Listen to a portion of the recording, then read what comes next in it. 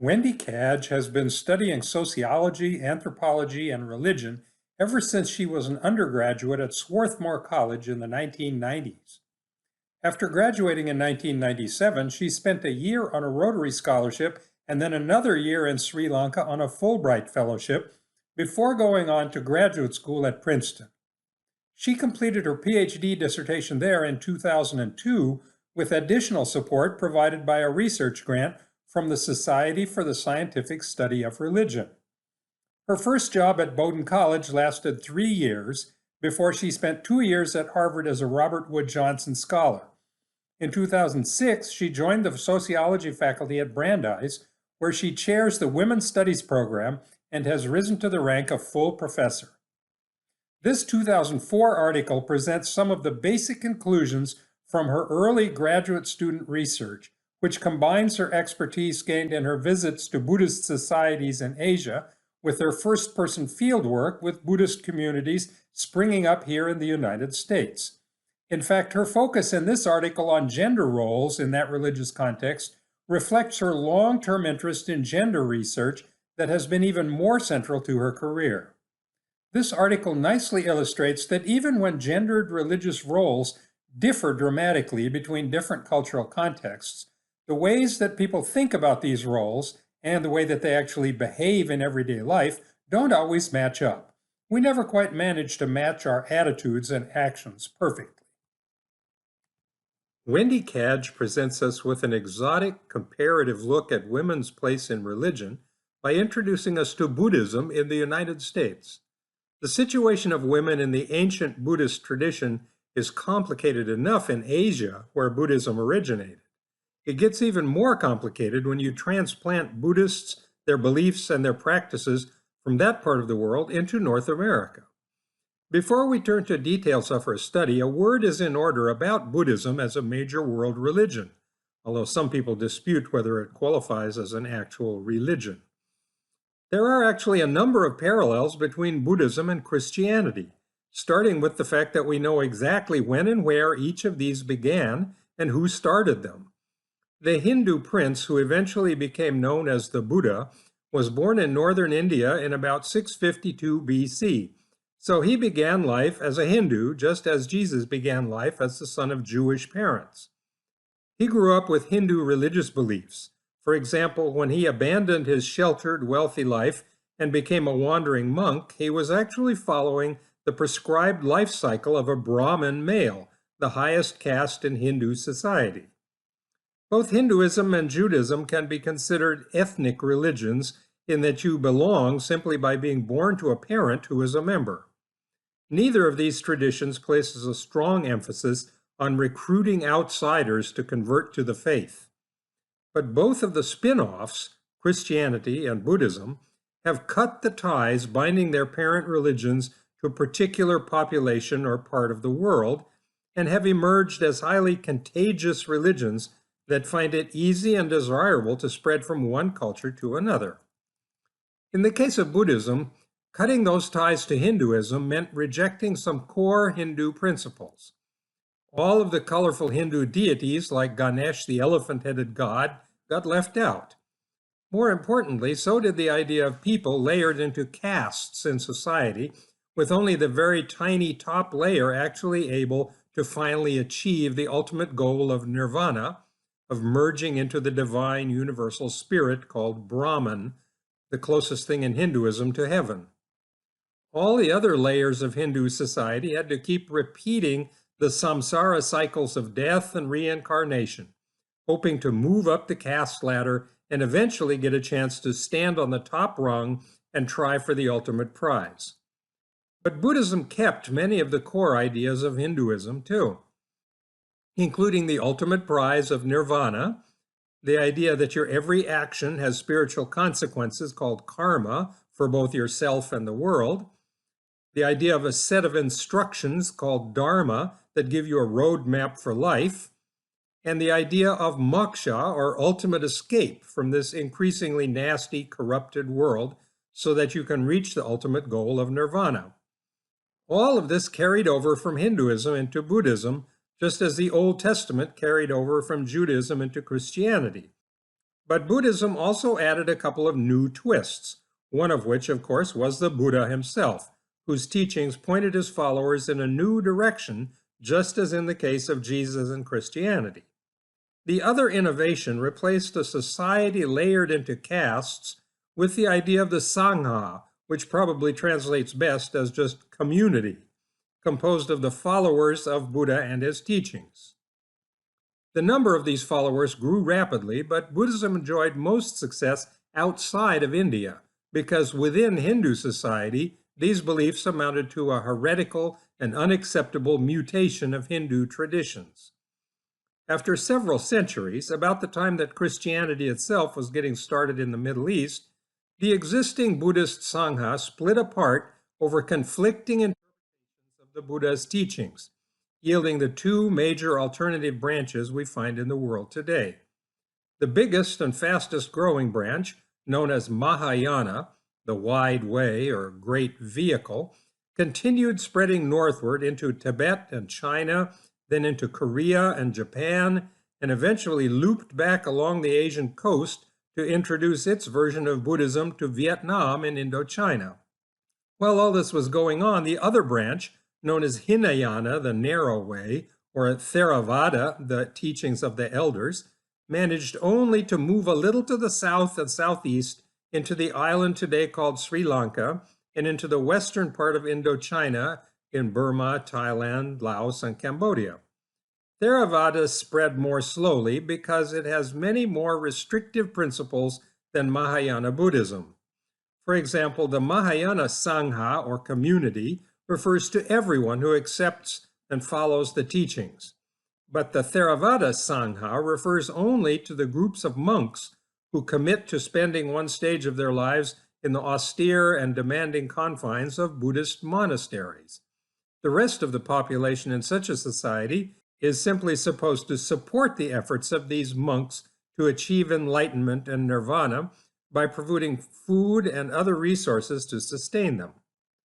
Theravada teachings are more conservative in other ways, while Mahayana teachings tend to be more liberal, more inclusive, and sometimes even tend toward ideas of spirits and higher beings that can be active in the world around us. The Buddhists studied by Wendy Cadge come from the more strict and conservative Theravada side of Buddhism found in Thailand. Well before coming to America, Buddhism had been wrestling for many centuries, even millennia, with the question of where women fit in. From the days of the Buddha himself, this question generated a fundamental tension for his followers. On one hand, his direct teachings rejected all distinctions between all human beings, including not only distinctions of different castes, but differences between men and women. He allowed women as well as men to become his followers on an equal footing, with some of the earliest monks being women. On the other hand, these followers lived in established, traditional, and very patriarchal cultures, where these teachings of the Buddha that said women as well as men could achieve enlightenment and reach nirvana generally found a lot of resistance. For example, women in Thailand, where Buddhism is the Theravada brand, are not allowed to join the Sangha as fully recognized monks in the monasteries. So when Buddhism came to the United States, it brought with it this tension and ambivalence about the place of women as followers, and of course also as leaders within the Sangha or community. This background may help to make sense out of what Cadge found when she studied these American Buddhists. For example, in Thailand, the Theravada tradition does not allow a woman to become a full-fledged bhikkhu or monk in a monastery. She may only work in the monastery to support the real monks who may not talk to her in private or touch her. If she brings them food, she puts it down before they pick it up. Cultural traditions vary in different Asian countries, but all have had some effect on how the Buddha's teachings translate into actual everyday life. Recent estimates place the number of Buddhists in the United States at somewhere between 3 and 4 million people, slightly less than 1% of the U.S. population. This number is about the same as the number of Hindus in the country, or about 1/3 of the number of Muslims in the United States. Some 44% of the Buddhists self-identify as white, while 33% say they are Asian, and the remaining 23% identify with many other race or ethnic groups, particularly Hispanic. Buddhists in America tend to come from one or the other of two backgrounds. Either they are immigrants from Asia, and families of these immigrants, including their American-born children, who brought their Buddhism with them from their countries of origin, or they are white native-born Americans, usually highly educated, urban, and politically liberal, who have converted to Buddhism as adults. These U.S. converts usually were brought up in Christian or Jewish homes. About a quarter of all Buddhists are Asian immigrants, and almost another quarter are their second-generation U.S.-born children, while the white converts and some descendants of Asian immigrants who have been here for several generations actually constitute the majority of U.S. Buddhists. This nicely illustrates the free-floating, contagious nature of Buddhism, which, like Christianity, transplants easily from one culture to another. While only a quarter of all Buddhists are actually Asian immigrants, almost 90% of all Hindus in America are first-generation immigrants, virtually all of them born in India. Very few people in the United States ever convert to Hinduism. It is overwhelmingly an inherited religion passed down from parents to children. Wendy Cadge chose her two Buddhist communities to study so that they would reflect these two origin streams for U.S. Buddhism.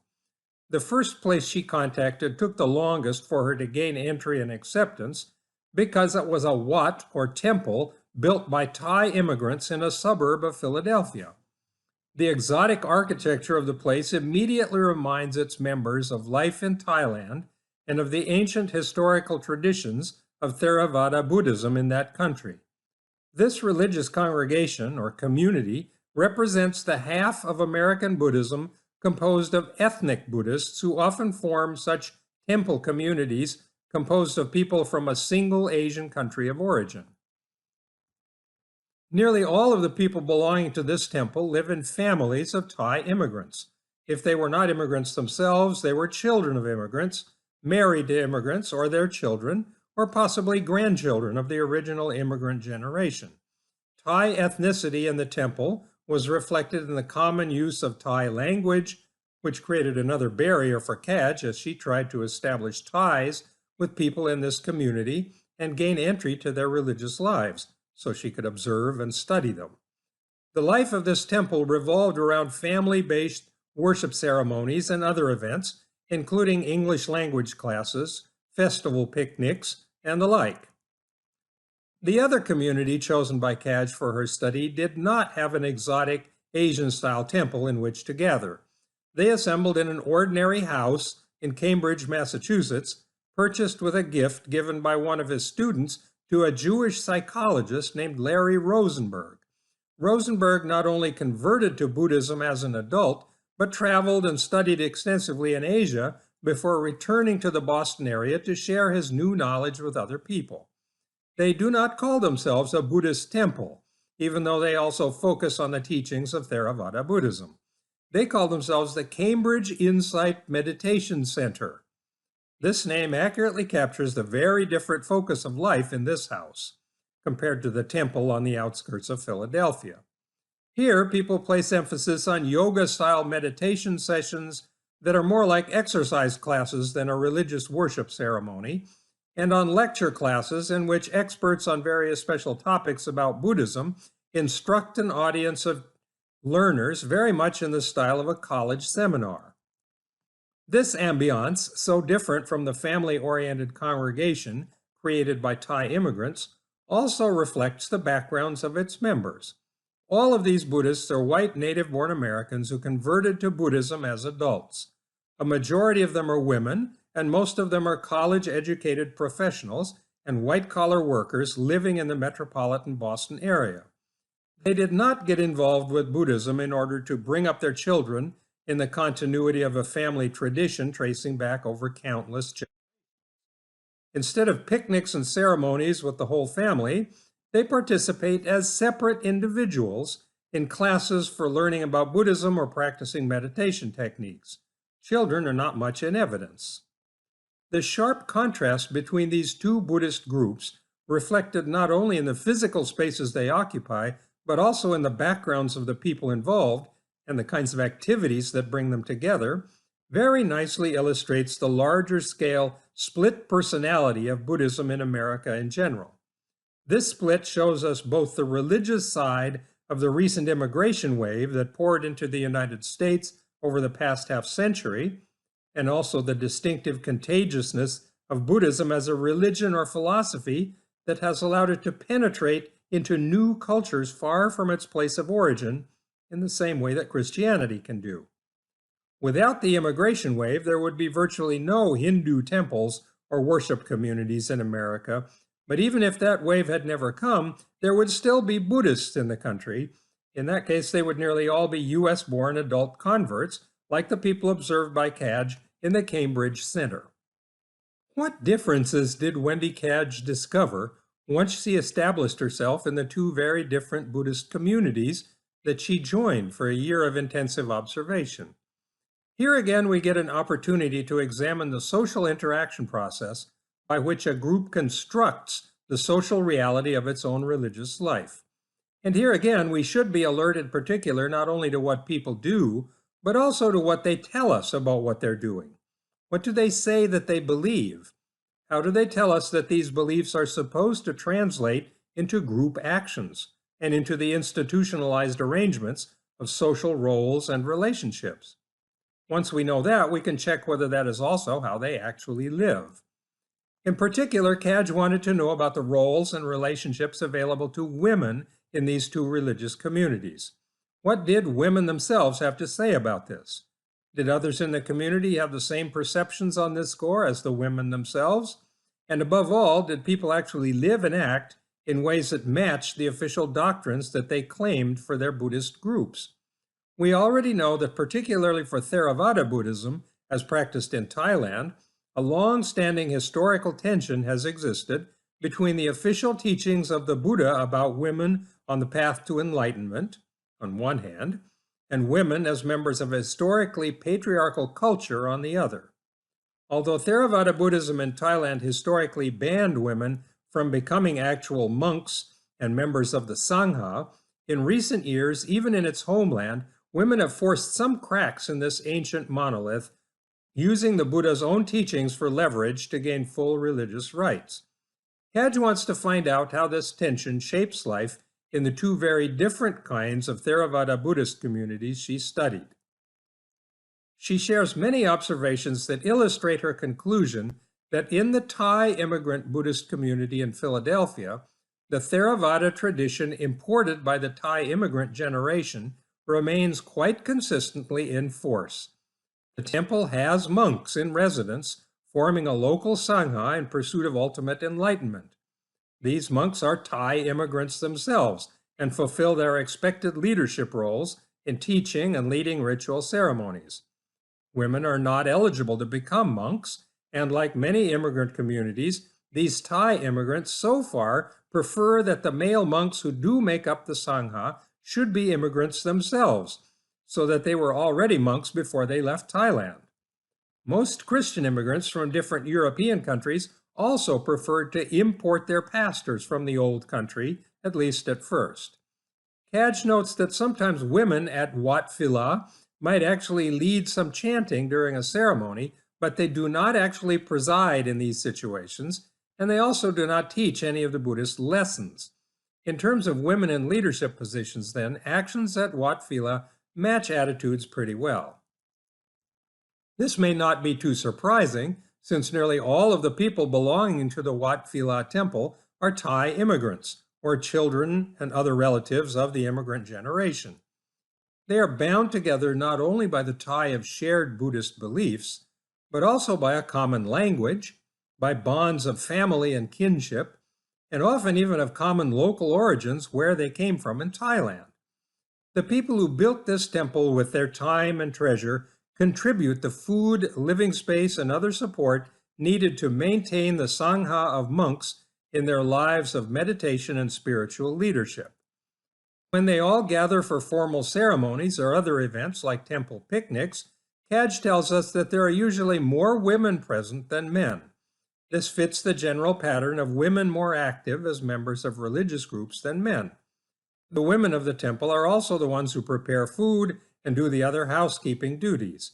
When we look at participation of people as members of the temple, then, we find again, as for leadership activities, that the activities of women are largely consistent with the attitudes that people express about how things should be. In the contest between traditions of Thai patriarchal culture and any teachings of the Buddha himself about spiritual equality for women, the cultural traditions clearly win out in this very traditional subcultural setting. This is not to say that people don't accept the ability of women to seek enlightenment on par with men, but the fact that all the monks are men and only the monks can spend full time on this quest makes enlightenment an uphill battle for these Thai women, to say the least. When we shift over to Cambridge, a very different scene emerges. The meditation center made a deliberate decision from the outset to pay more attention to the Buddha's teaching about women being able to join directly in the quest for enlightenment. As a result, they decided very early on that they would simply skip the whole thing about having monks living in a secluded elite group. No Sangha in the Theravada sense in this community. It makes you wonder why they're oriented toward the Theravada tradition in this case, when the Mahayana tradition, which includes everyone in the Sangha, seems more in line with their ideas. The absence of monks means that women face no formal barriers to leadership positions, and some women have indeed emerged as leaders in the group, at least in terms of leading meditations and yoga classes. Cadge did notice, though, that although the Cambridge Center had no rule against women as teachers of the more philosophical, almost academic seminar format activities, these teachers in practice almost always turned out to be men. So although the meditation folks talked a good game in terms of women in leadership, they didn't quite live up to their own advertising in the actual experiences shared by Wendy Cadge. The everyday reality for these American Buddhists tended to lag behind the rhetoric. She reached a similar conclusion when she turned from looking at leadership roles to observing the day-to-day lives of people at the center. Since these people were mostly highly educated adult converts, that day-to-day world at the center did not include a lot of family-oriented activities such as picnics with lots of children running around, and the group rituals, as already noted, were more like exercise classes or college seminars than religious ceremonies. This meant that Cadge didn't have a lot of opportunities to observe who did the cooking and cleaning, because there wasn't a lot of cooking going on in the first place, just a lot of yoga classes. But she did observe that just as in the case of the Thai immigrants in Philadelphia, these American-born adult converts also included a lot more women than men participating in the center's activities of all types. This means that although these American Buddhists talked a good game again in terms of stressing women's equality in spiritual things, somehow the more commonly observed pattern of women being more active participants as members of religious groups shows up here yet again. The men either had not joined this group as readily as women, or if they had joined, they were just not showing up as often. So Buddhists in America, whether US-born adult converts or ethnic immigrants from Buddhist countries in Asia, end up looking a lot like members of other religious groups, particularly when it comes to women in leadership positions. Even for Buddhists, the momentum of cultural traditions usually outweighs specific religious teachings or doctrines.